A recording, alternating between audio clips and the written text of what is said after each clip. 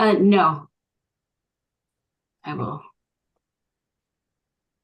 give it back to you. Hi, Joe. Hello.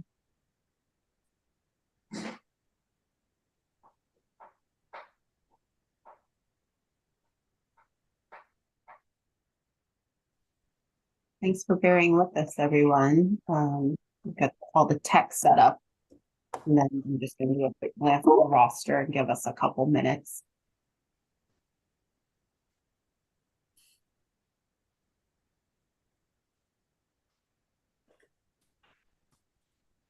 Hey, Tom, I'm waiting for the train to come up behind you.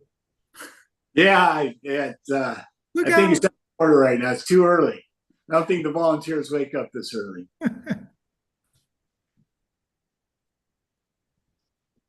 Nope. Hey, quiet.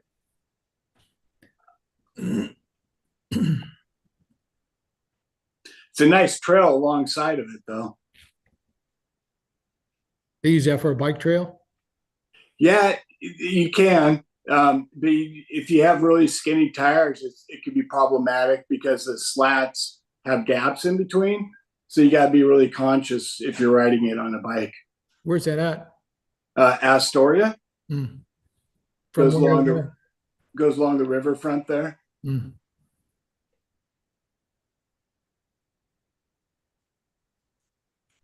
Where are you from? Florence. Yeah. Florence. Oh, Florence. Okay. Yeah. Down south. Yeah. Mostly dune and trail riding around here. All right. So you got the fat tire on there, huh? And the beach. Right. Yeah, I try to stay off the beach. I ride a hand cycle, so I can't get off of it if I get stuck in the sand. But I've been tempted several times to get out there, but a little bit leery. It'd be a long haul back if I got stuck. That's right. If you're down here sometime, we can get you a loaner bike. That'd be nice. That'd be real nice.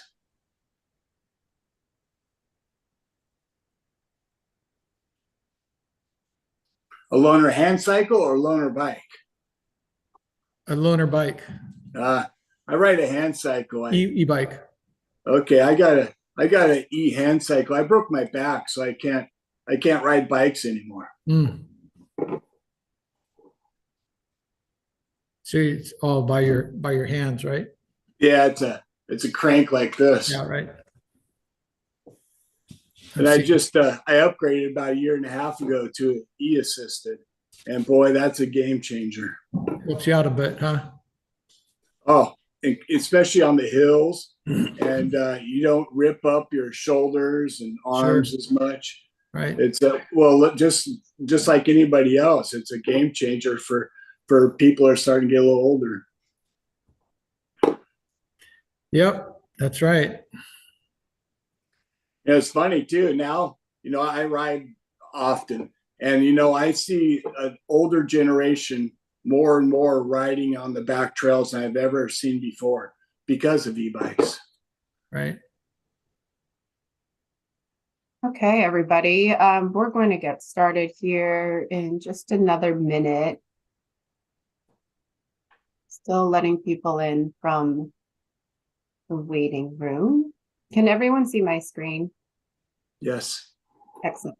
And then just a quick reminder, we are currently recording and this is being live streamed at the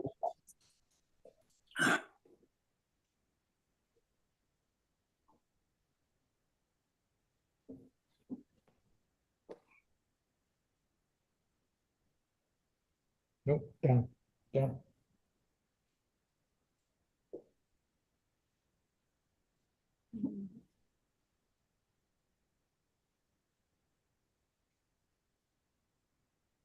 Hello, this is Colette with Oregon Equestrian Trails. Took me a minute. I have a new computer, so I had to download the Zoom. No problem, Colette. Thanks for subbing in for Kim today. It looks like we have somebody on the phone. Do you mind announcing who you are?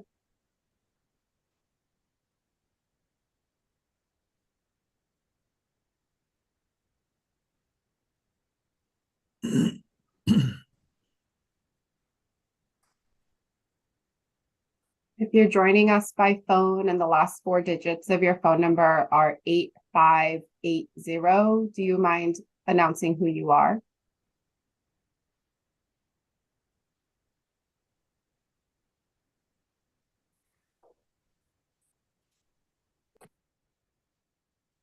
You may need to hit *6 to unmute. Thank you. I kept hitting the mute button. It wasn't doing anything. Hey, Joe, it's Scott. I'm video on the computer and I'm calling in on the phone. Ah, thanks, Scott. Yeah.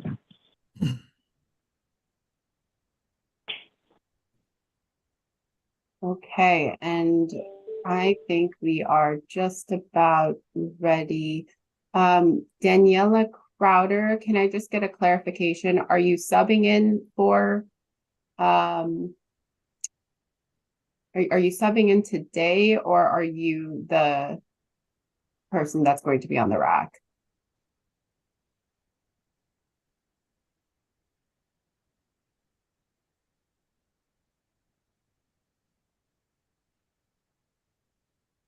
I see that it says Daniela, but you're still muted.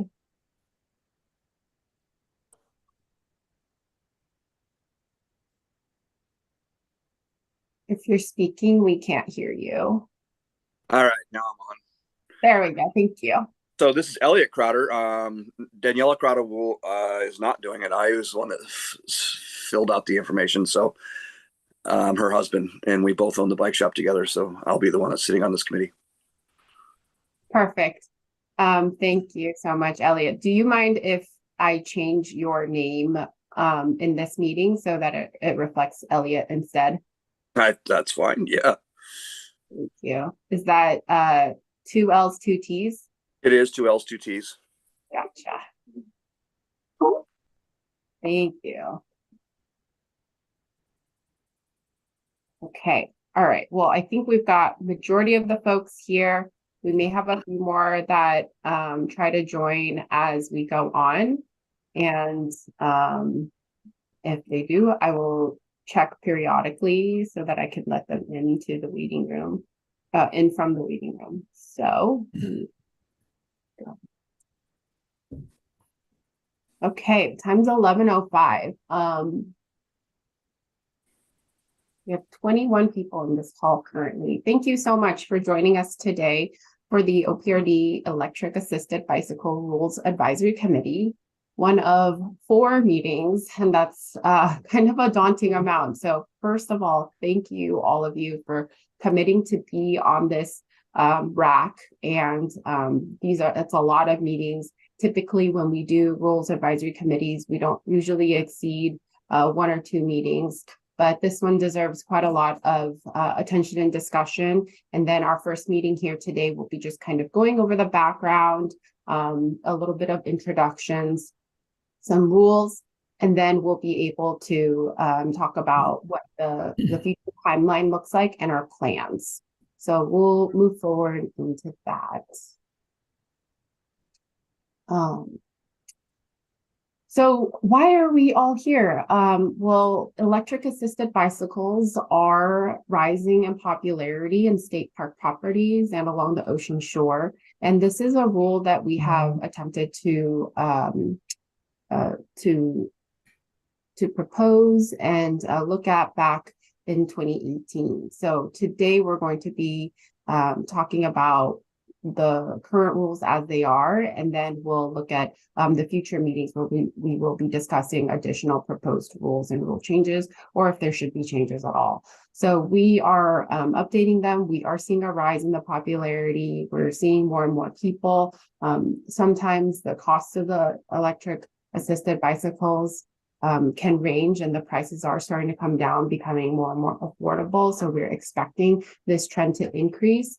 And because of the way people are utilizing this technology, whether it's for commuting or for recreation, it does have potential to have impacts on our properties and our other users and our resources. So we do need to take a look at this rule as it exists now to see if it is current or if we need to provide changes to it today. You'll see the link there at the bottom that takes you to the rulemaking page. So if anyone were to try to follow along about our rules, you can go to our Oregon.gov/OPRD page, and then when you make it to our proposed OPRD rules, you scroll down and you can see all of the current rules that we are working on and ones that are coming up. If you have signed up to volunteer for rules advisory committees by clicking and filling out this form, thank you for doing that. Others of you have reached out specifically. That's always an option. And our rules are here now. This is our rule page that link will take you to. It has a little bit of background, the classifications that'll go into effect January 1 that we'll talk about too, that you can watch the meetings on YouTube as we are on right now, and then the schedule for the racks themselves. Once public comment opens, there'll be a form here that people can also submit their public comment. And then as we have documents to share, they'll be posted here as well. Will we get that link later? Yes, I can email that link back out. Thanks.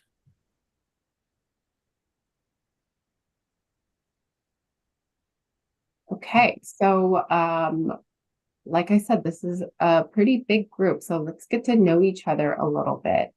We do have a few folks that are unable to make it today. They did opt in to send an alternate for this meeting. We're only offering the alternate option for this first meeting, and moving forward, we won't be. We want to make sure that as we get into some of these discussions that we get familiar with one another.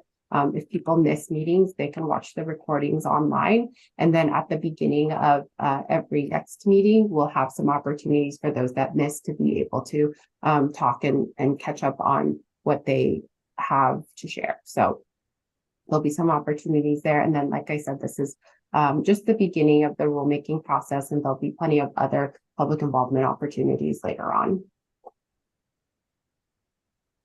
Actually, before we jump in, I'm going to introduce myself first, and I didn't start with that, so I apologize. My name is Jo Niehaus.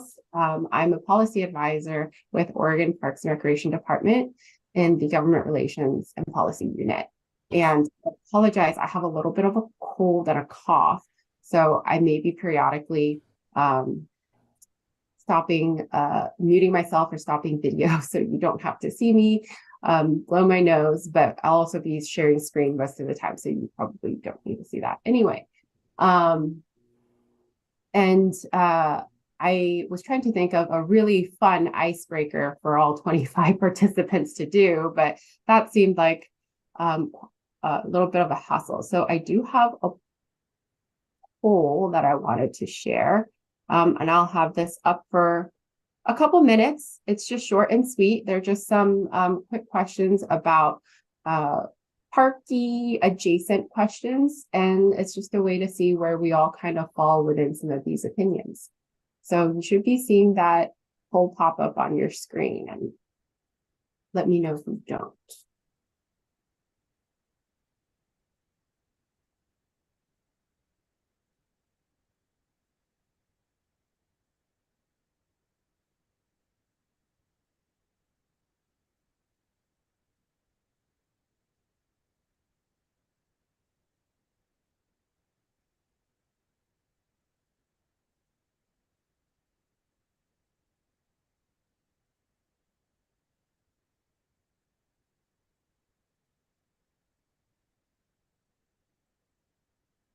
Yeah, we're gonna give just a couple, like maybe another 30 seconds. There's 5 people who haven't. 3 more people. Just go with your gut.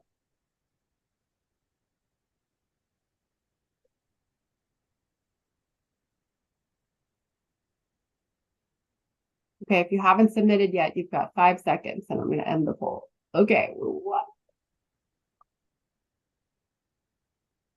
Okay, we'll end it right here. Okay, with this group of 22, we have, okay, that's 84% of you like your toilet paper over the roll. 16% like it under. I myself am an under, so maybe we can bump that number up. And then preferred time to be outside in Oregon. That's kind of hard with spring and fall, right? So looks like a third of the folks like spring and 2/3 are into fall. Also a fall person, except I'm always sick in the fall. And then how do you pay for a state park parking permit? And I hope you enjoyed the fact that not paying wasn't an option. But looks like a lot of you have 12 or 24-month passes, and some of you have prefer to buy a day pass instead. And then my favorite question is, who would you like to be your campsite best friend? And it's either a very large raccoon or 10 squirrels, and a third of you prefer the raccoon and 2/3 of you prefer the 10 squirrels. I think I could take on one raccoon, but I'm not sure about 10 squirrels. But I might be overestimating myself. So, okay.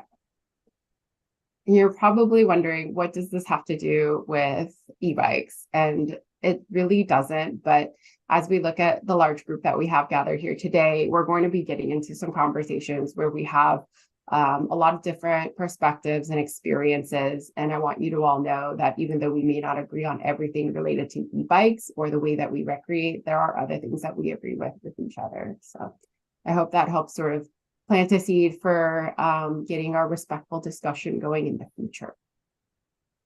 Now with this list, I'd like to go down the list, and if you could unmute yourself and say your name and your affiliation and where you're located and your pronouns if you'd like to share. And I totally forgot mine, and mine are she, hers. So Alex, if you don't mind starting us off, and then we'll go to Amelia and then down to Lieutenant Andy, and then we'll just keep going down that list.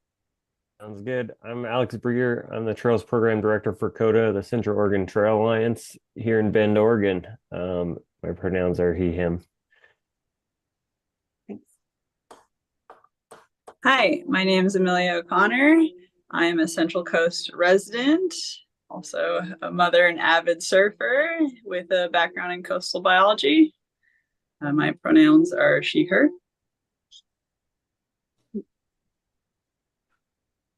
Good morning, everyone. My name is Andy Hazenkamp.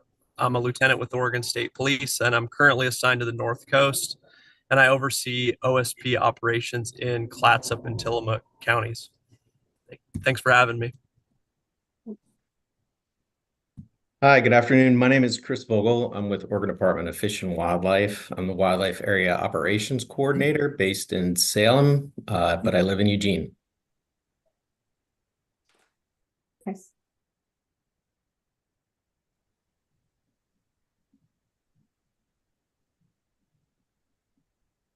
Dale, would you like to introduce sorry. yourself? Dale Honing. I live in Florence, Oregon. I'm with Florence e-bike. We have an e-bike club here in Florence, and we ride all year long. How about that? Thank you. And then we have Elise here. Elise has sent in an alternate if you want to introduce yourself.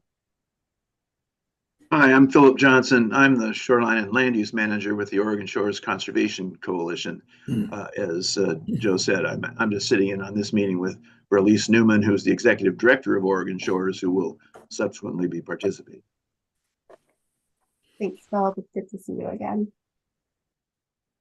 Hello, I'm Elliot Crowder. I'm the owner of Bike Newport here in Newport, Oregon, and we do bike rentals and sales, e-bikes as well. And also, I was a 7-year member of OPPAC, so familiar with some of the rules stuff. Also, I own Mountain Bike Oregon, which we do electric mountain bikes on some of the trails for Mountain Bike Oregon. So I think we have a solid background for some of this.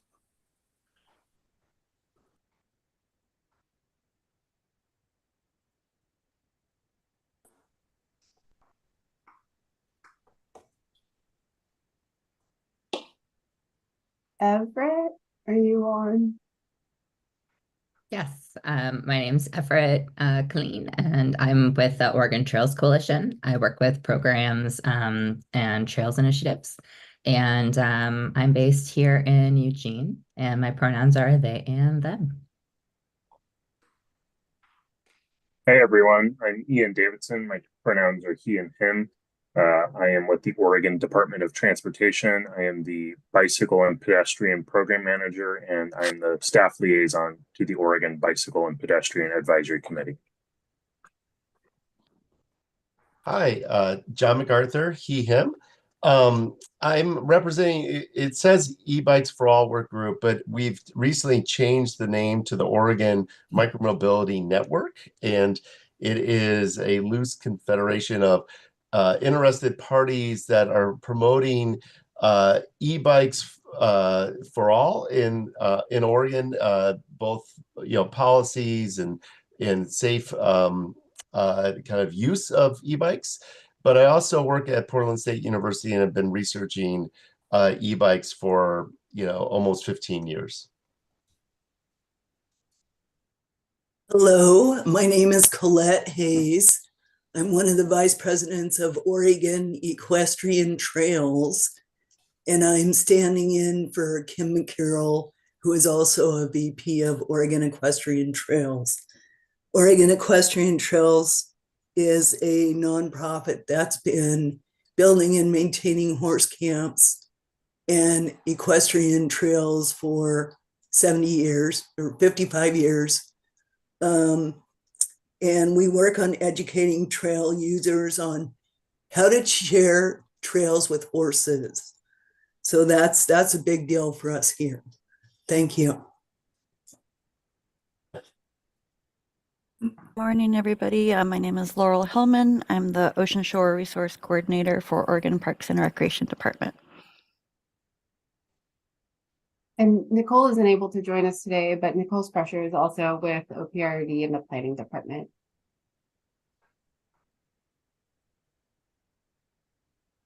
And we have Peter with us. Okay, we'll move to Scott. Hello, I'm Scott Youngblood. I've worked with many of y'all in the past, various things. I currently manage many of the Willamette River Greenway properties along the Willamette River, and I'm also on the POST board, which is essentially our enforcement academy for OPRD.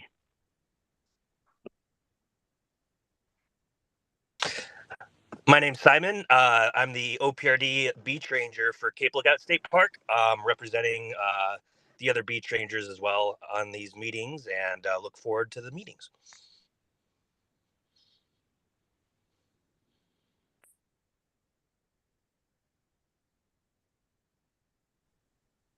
Is Skylar on?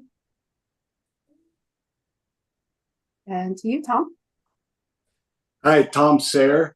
I'm a Parks and Trails advocate living in Clatsop County. Hey everyone, my name is Will Cortez. My pronouns are he, him, and I am the co-founder of Bike Park BNW, which is a community of Black and brown cyclists, primarily in and around the Portland metro area. And also in my day job, I am the accessibility project manager for Metro Parks and Nature. Everybody, Zach Jarrett. I'm the Regional Trails Program Manager for the United States Forest Service. So covering trails across the states of Oregon and Washington, and I'm based out of the Portland area. And then we have other members and roles. You see the alternate SME for subject matter expert, and we'll have them. They won't be at every meeting per se.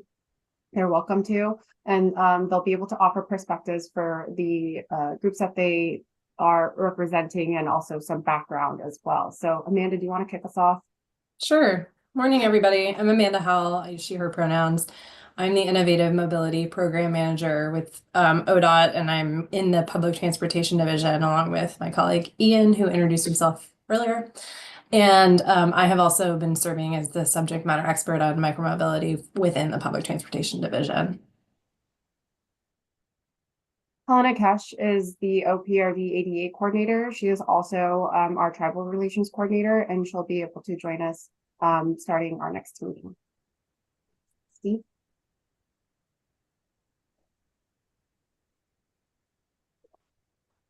Steve, you're muted. Hi, I'm Steve Grastian. I'm a Oregon Parks and Rec Commissioner. I'm from Burns, Oregon. I'm retired from being the Harney County judge out here. I've been riding bicycles for at least 65 years. I was trying to figure it out, but e-bikes for the last 2 or 3. And I am concerned that we keep the forgotten side of the state in our minds as we write rules like these. And Trevor Robinson is with the U.S. Forest Service in the Sayula National Forest, and he'll be joining us for meeting 3. Katie? Katie Guthier with the Government Relations and Policy Unit, and I'm really just here to help with the behind the scenes technical and anything Joe needs help with. Okay, now you all know me. Thank you for making this very large group introduction very painless. I am impressed at how well this group did. So let's keep that going. As part of this RAC, we have a few goals. So with every rules advisory committee that we create, we're expecting members to review and suggest edits to the proposed rule text and statement of need, fiscal impact, and the racial equity impact statement. For those RACs to go well, we have set some goals up. We want to have respectful discussions. And just as you heard throughout the introductions, we have people from all backgrounds and all areas of the state gathered here. So we're going to have a lot of diversity in opinion and understandings of what impacts and the implementation of rules are going to look like. So we'll have those respectful discussions. And then at the end, these are suggested recommendations and edits. So not everything will have consensus, and that is okay. We are here to have these thoughtful discussions to talk through some of the more complicated subject matters. And then all the opinions will be heard and noted. And then we'll move on to our impact statements, and we'll have discussions about those as well. So staff will be listening to these meetings. There is a staff implementation group that's working on the rules, and we've met before and kind of mocked up some of the proposed changes that you'll start looking at meeting at the next meeting. And then after the RAC concludes, we'll look at them again, consider all of the suggestions and recommendations, and then put together proposed rules that we will take to the commission to open for public comment. So here are the rules as we engage in this group. We are going to be respectful. No personal attacks, insults, or inflammatory language will be tolerated. And we'll be understanding and understand that we do things differently. Recreation looks different for everybody, and not one person is more correct than the other. And we are all truly just visitors and stewards of all of these natural places that we have the privilege to visit. We'll be using the raise your hand feature to speak as much as we can.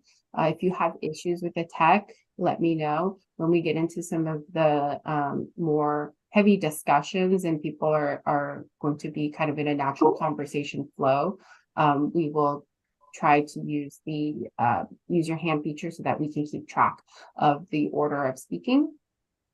And then when you're not talking, please try to mute your mic. There's sometimes background noise that can be picked up and that can get distracting.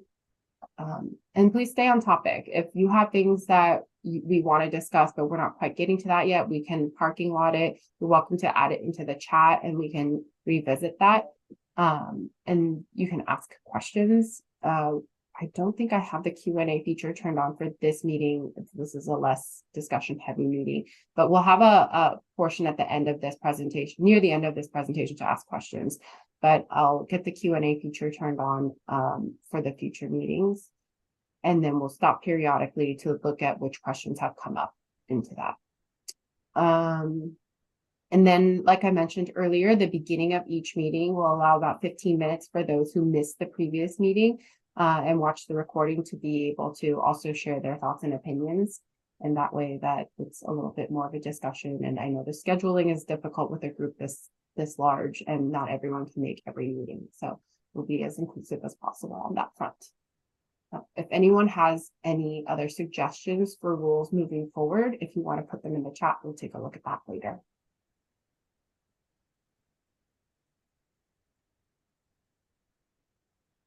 Okay, let's dive into what we're here to do and what that even is. So we're looking at the current rules and evaluating them to see if it's something that we want to continue to do or if they need modification to reflect any changes that we want to have. But when we say rules, it can get a little bit confusing. Here in the state, we reference two different types of rules. You may see them as OARs, or Oregon Administrative Rules, or ORSs, Oregon Revised Statutes. So all of us here as a group, and this is probably very familiar to many of you, but we're here to talk about the OARs. So we're going to be reviewing Chapter 736, which is where the Oregon Parks and Recreation Department rules are. And these are rules that the state agencies are allowed to create and follow and implement.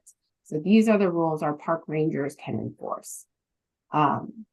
And the ORSs, Oregon Revised Statutes, are laws that Oregon State Legislature and the people that you vote for are able to pass. And these laws are enforced by the Oregon State Police. So when we talk about references to ORSs, those are the state laws that govern what the other rules that we have to create to make sure we can implement those laws.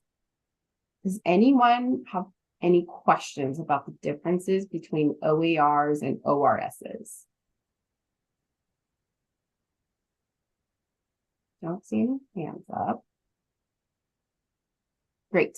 And then only to confuse things a little bit more, there are other rules and regulations. Municipal code or local rules can also exist. They apply to cities, counties, and metro areas. And then of course, we have our federal rules as well. So there are all sorts of different rules, but just to simplify it for you today, we're just talking about OARs in this group. What are the proposed changes to those rules? We have these current rules right now, and Katie led the rulemaking back in 2018. And Katie, do you mind giving us a little background on how we came to the rules that we have today in our rule book? Sure. So in 2018, we was the first time we had really considered whether electric assisted bicycles should be allowed on trails within Oregon State Parks. So we had a rule advisory committee similar to this. I think it was smaller. And at that point, we were just considering, should we even allow bicycles, electric assisted bicycles? And we came to a compromise. So the rule that you see that talks about 8 trails 8 feet and wider unless otherwise posted was completely a compromise at the time.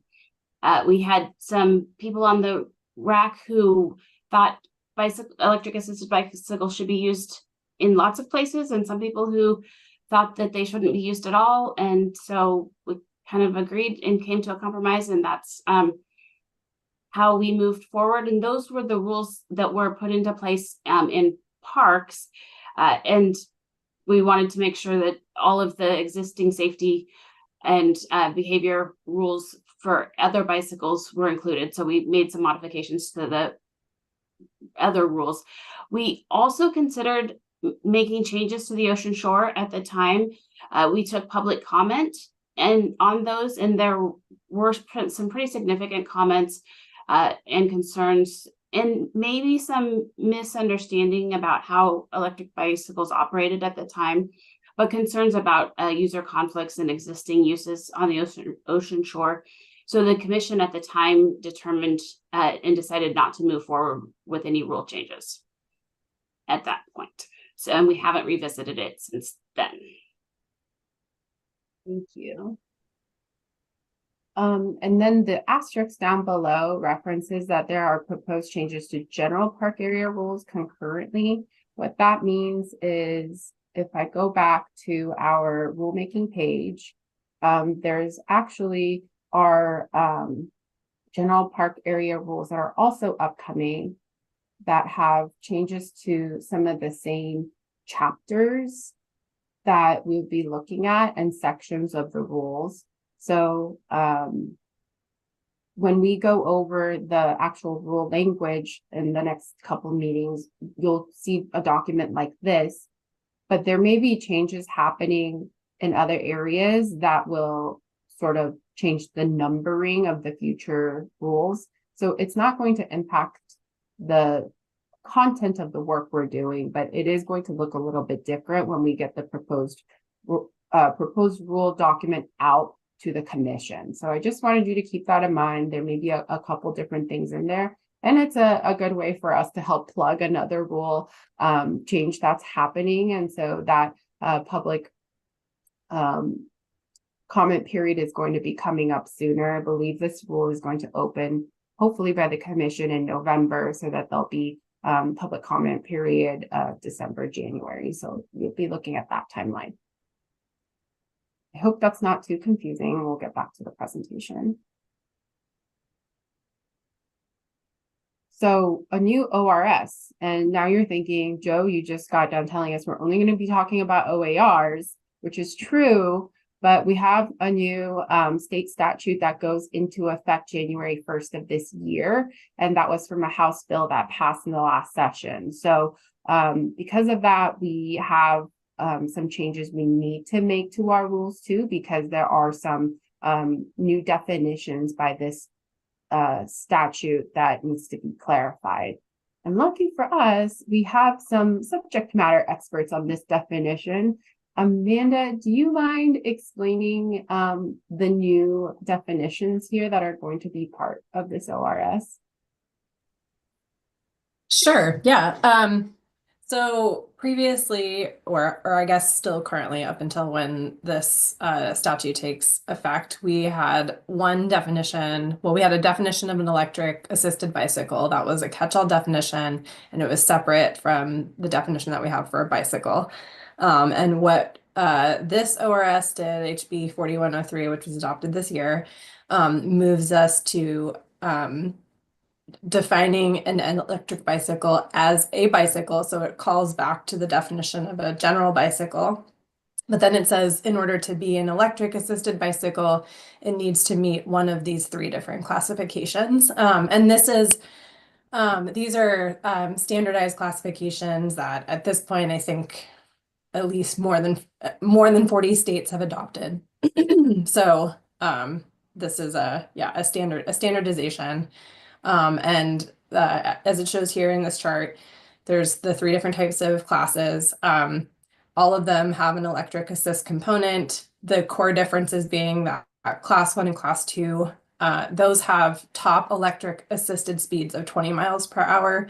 Class 3 has a top electric assisted speed of 28 miles per hour. So there's a difference there in terms of the top speed at which the bike will no longer continue to provide any assistance once it reaches that speed.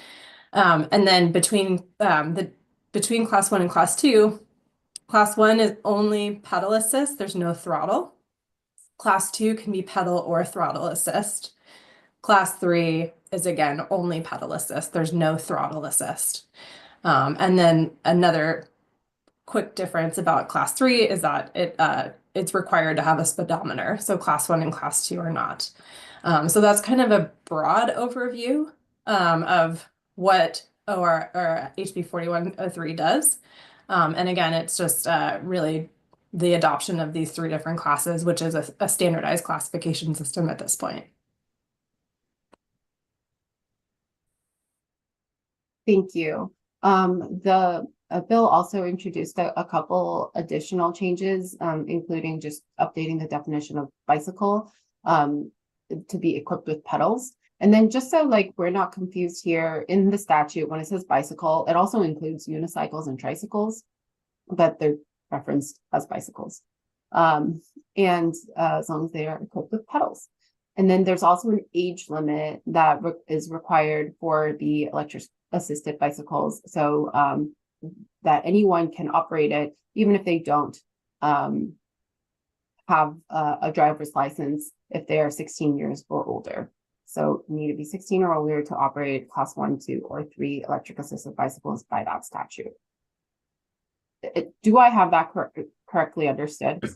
That's correct. And the one thing I would just add with that, in terms of the age limit, is that that part is actually it's consistent. There's actually always in statute been an age limit requirement that you have to be 16 or older to operate an electric assisted bicycle. But because we changed the definition and added these classifications, there needed to be that clarification that the 16 age limit applies currently to all 3 of those classifications. There was discussion in this last legislative session about eliminating the age limit for class 1 and potentially class 2, but that didn't end up being part of HB 4103. Although I will say, I think those conversations are ongoing in this upcoming legislative session. Thank you. And then when I reached out to a lot of you about this rack, we had also mentioned e-micromobility devices. So those things like e-scooters, e-skateboards, one-wheels, etc. There is a concurrent work group with multiple state agencies right now, and a couple people on this rack are part of that work group. Because those efforts are happening right now, we've decided to wait and not get ahead of what that work group is producing, but we'll have some opportunities in the next meeting to get updates from folks on that work group to let us know how that work is progressing and what discussions are being had over there. So moving on. We wanted to be pretty thoughtful when we launched into this rulemaking, and we decided that we needed to do a little bit more research. So aside from just looking at other states and other areas in Oregon and their electric assisted bicycle rules, we also tried to do a online survey where we asked state park visitors and Ocean Shores visitors about their experience and knowledge of e-bikes, just to gauge where everyone was coming from. And we had that survey from June 1st through August 30th and received almost 4,000 submissions. So that's super interesting. We don't normally get numbers this big, especially for an informal survey. And we did dangle a chance to win a drawing for an annual day use pass, the parking pass for if you filled out the survey. So maybe that was the hook there, but we had some interesting results and I wanted to share them with you. But actually, before I do that, we also were in person tabling. June 1st, we were up at the Cove Palisades State Park in Culver for the Festival of the Land and State Parks Day. And then August 30th, we were at Summer's End Festival at Fort Stevens State Park up near Astoria. And we were able to talk to people directly, had some laptops, and were able to get them to take the survey right then and there. But it's also a good way to kind of understand what people's thoughts and feelings just in general conversation. And the big takeaway we had there was, depending on different conversations we had around the state, people thought e-bikes as something with a whole lot of different definitions. So some folks thought e-bikes meant like e-dirt bikes or e-motorcycles, and other people thought they were like small like kid toy bicycles, and other people thought of them as like the e-assisted bicycles that we are talking about. So we're trying to be specific about our language here. I am trying to use electric assisted bicycles as much as possible, but there may be times where I slip and I reference e-bikes. When I say that, I do mean the class 1, 2, and 3 electric assisted bicycles. And I would go to assume that that's the same thing that we are all talking about here today. So we asked folks what types of e-bikes if they own or ride or have ridden, and if they said yes to that question, we wanted to know what types according to the class. And surprisingly, most people knew what types, and it was really interesting the way that it was split. We had anticipated that most people were probably riding class 1s, but it looked like class 1s and 2s were almost equal. And there's actually quite a bit of folks on class 3s as well.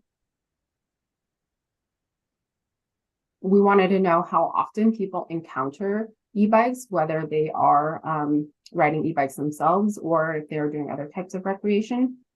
And we went from never to rarely, just in our own anecdotal happenings around the state, to okay, kind of sometimes, and then in some areas like a lot more. And then we're seeing kind of that same pattern repeated in the survey results. So people are occasionally seeing them to frequently seeing them quite a bit.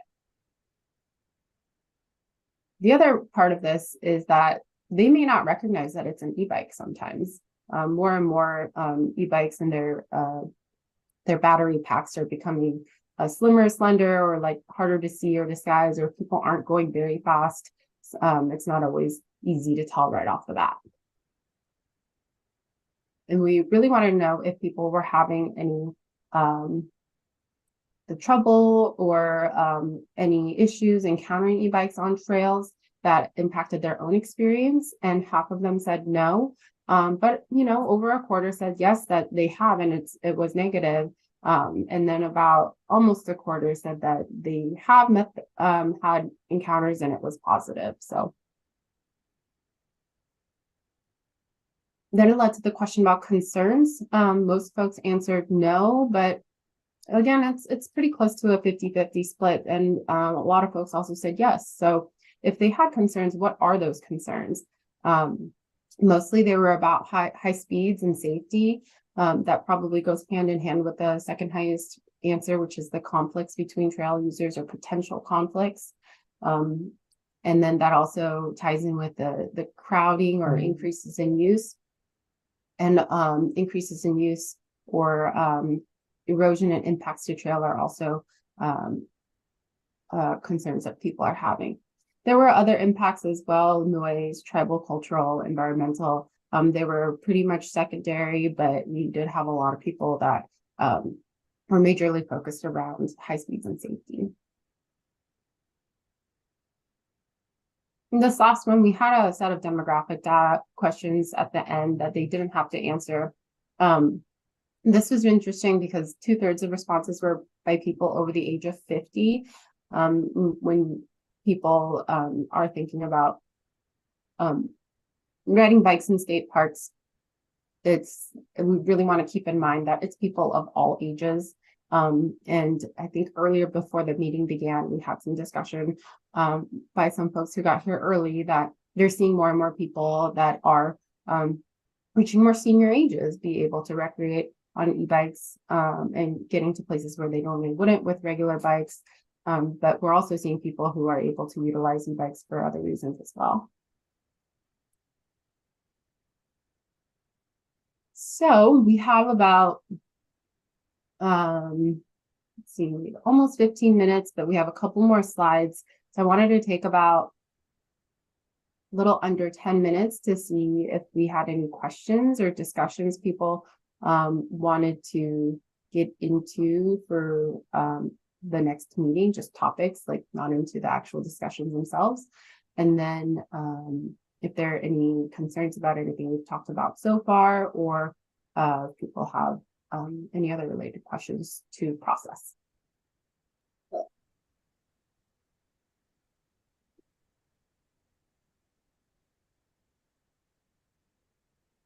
Go ahead, Philip. Yeah, would you just clarify the status of e-bikes on the ocean shore? That went by kind of quickly. I wasn't sure I got it right. That's a great question. I didn't get into that part. Let me go back to that slide really quickly.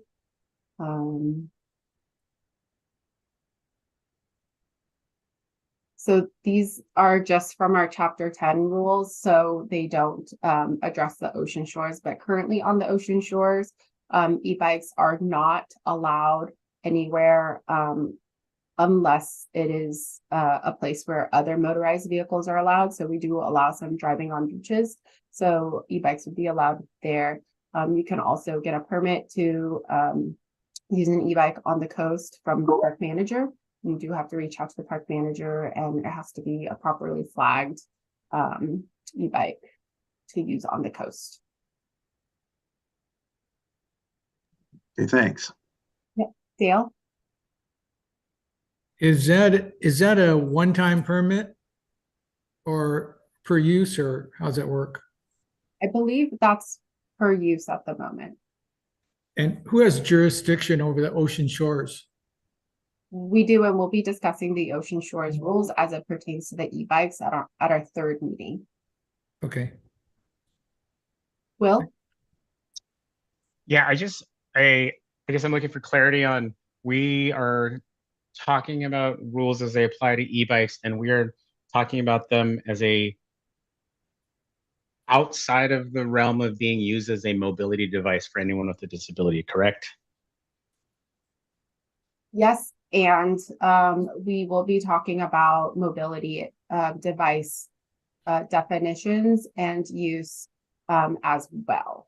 So there are some clarifications people are looking for in what is considered a other motorized mobility device. Other power-driven mobility device. Yeah, OPDMD. Yep. PMD. And so we'll be looking at how is that different from our wheelchair definition, and do we need to make any clarifications or modifications to those definitions to be more inclusive.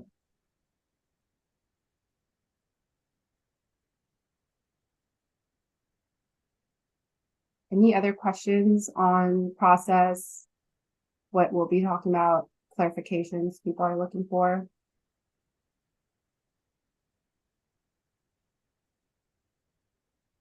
Okay, well, we'll move right along then.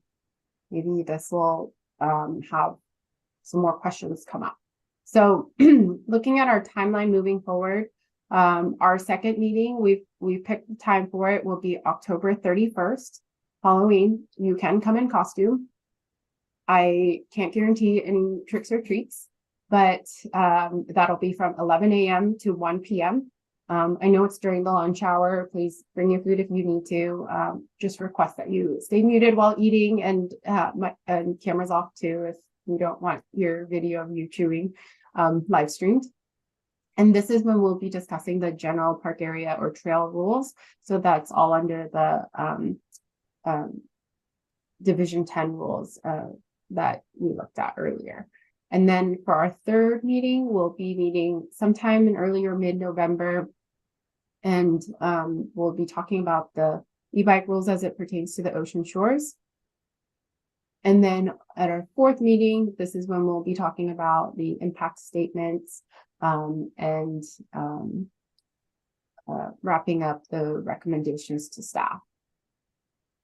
And then once we have that, staff will use December and January to put together the draft of the proposed changes. And then we will go to the OPRD Commission. Commissioner Rasti's here with us, so you can anticipate us coming February to open the rule for public comment. And if the commission approves to open the rule, then we'll move into having public comment period for at least a month. And then also some public hearings. They'll most likely be virtual. And then in April, and if we don't make the April cutoff, the next available time will be June. It'll go back to the commission to adopt the final rules. Do you have any questions on the process here with this timeline?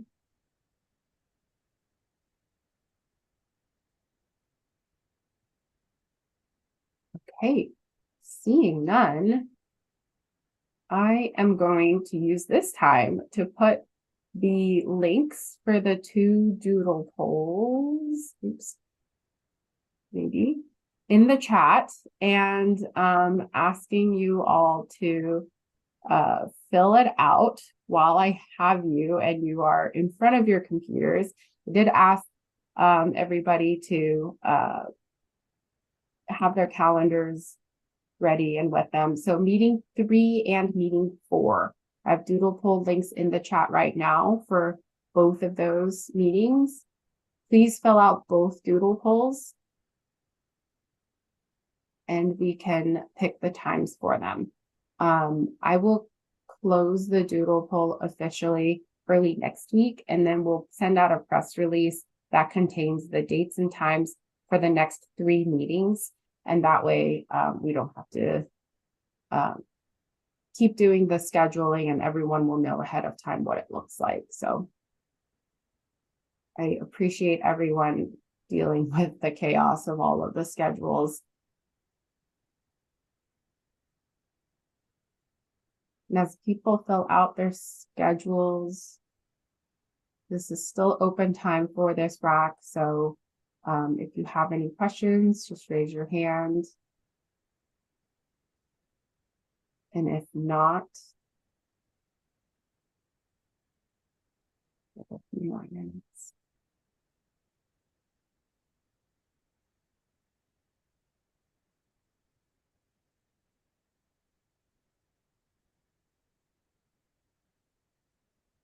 You are welcome to drop off if you would like. Please get that doodle poll done. And we will make sure that the recording for this meeting is available, and I will email the recording link to everybody.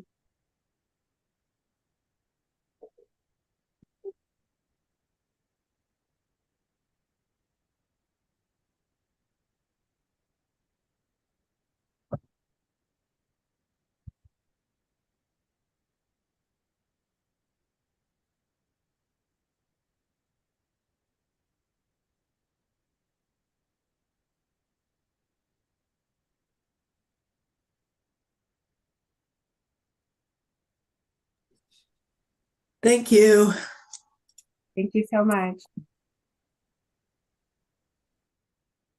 I don't know, Joe, if you can stop the stream or you have to make me the host. Oh, okay. You can try it and see if you can just stop it.